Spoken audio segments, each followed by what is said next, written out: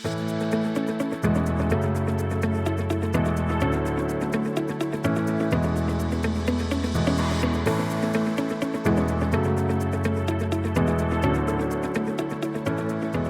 日咧，我好高興喺呢度咧，歡迎大家參加大灣區港澳子弟同埋國際學校招聘巡禮嘅第一集。喺今次活動入邊咧，我哋將有機會咧，就同各家學校嘅代表咧進行深入嘅交流，了解佢哋喺教育理念同埋教學特色。咁我哋相信咧，通過呢啲交流合作咧，能夠為學生提供更好嘅學習發展機會，幫助佢哋實現佢哋自己嘅夢想。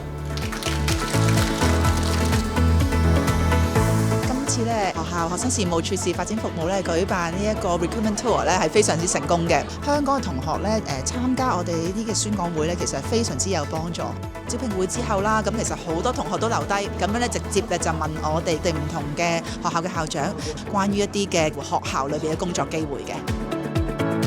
咁我覺得呢個 talk 最緊要係俾我了解到咧，喺呢間學校入面工作內容啊、唔同之處啊，同埋可以了解得更加多。好多謝教大俾呢個機會，可以喺我嚟到第3次嘅呢個招聘巡禮啦，會更加了解呢間學校佢究竟係點樣運作，所以我可以好直接咁樣線下投遞簡歷啦，非常之有幫助嘅。